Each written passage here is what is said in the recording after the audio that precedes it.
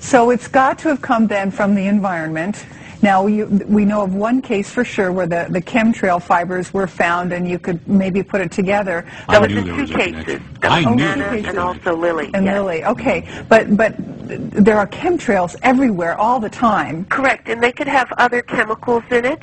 But one key that what I'm calling the smart dust, where smart dust is a very, very small particle at nano size that has a specific function. This looks like, if you look at certain times of the day and you see dust, but it's not dust, it's like an iridescent glitter. Very specifically different than regular household dust. Yeah. And this would be in areas where we have seen that. You know, Doctor, I got one of those 10 million watt spotlights. You go out at night and point it up to the sky, and you can't believe what's floating in the air. I mean, it's really disgusting. Right, and if you're seeing this iridescence, which looks like just like glitter, that is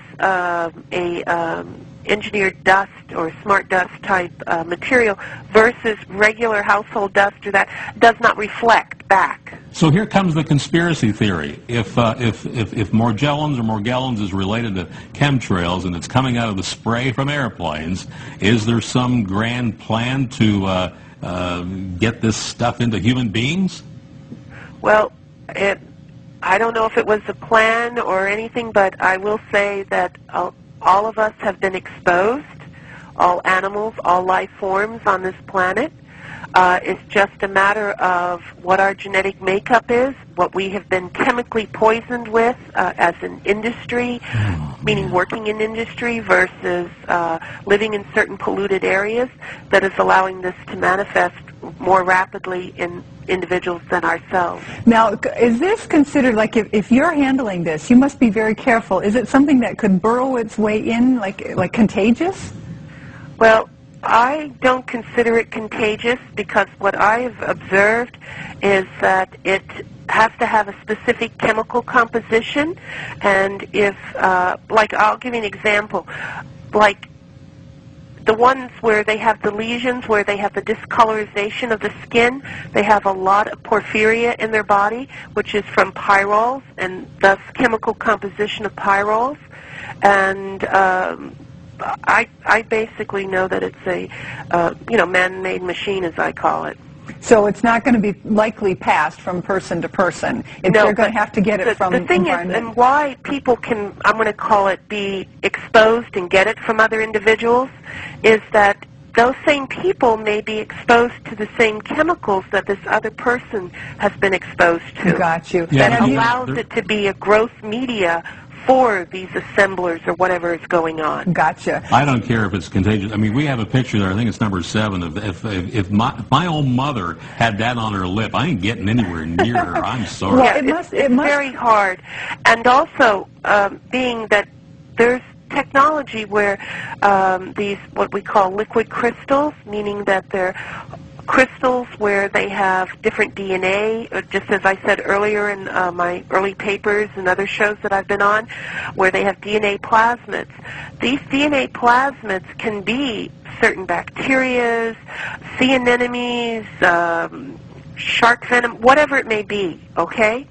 But it's where other scientists may not have found it or anything and call it parasites or whatever they may want to call it, because they never were able to get a whole matter of it, meaning a whole organism. So they're just going to compare it to a parasite, or think that it is a parasite. Right, but I would like to see some of them, do some DNA or something analysis. Sure. Doctors, now, what's the CDC? I mean, we did, but we only got chemicals, right, you know? Right. What does the CDC do, or are they doing anything about this? I honestly don't know. I know in the very beginning, which was way back in September, October of 2006, they were going to do a study in California. Then they changed it to do it go back to Atlanta, and then do it out of Texas, but to my knowledge, I have not heard anything that they've done anything. Doctor, how many people, it's okay, how many people are you estimating have this affliction just in the United States? Early on, when the end of the statistics at the first of the year were over 60,000 in the United States, 100,000 worldwide, with an expansion rate of 1,000 a day globally. Oh, my word. Now, you said 60,000 in the U.S. Is there any specific part of the country? It seems more likely... 26% is in Southern California. The other majority is in Texas and Florida, but it is spreading. There is a relationship to, I'm going to call it, specific cities that have higher incidence. And you know, a friend of ours who's a chemtrail expert in Los Angeles says the chemtrail spraying there is just out of control. It's amazing. Do we have to do a break? Yeah, we have to do a break. Yes. We're going to take just another short break, and when we come back, see if there's something we can do to help people prevent this affliction. Stay tuned. We'll be right back with Dr. Hildegarde Staninger.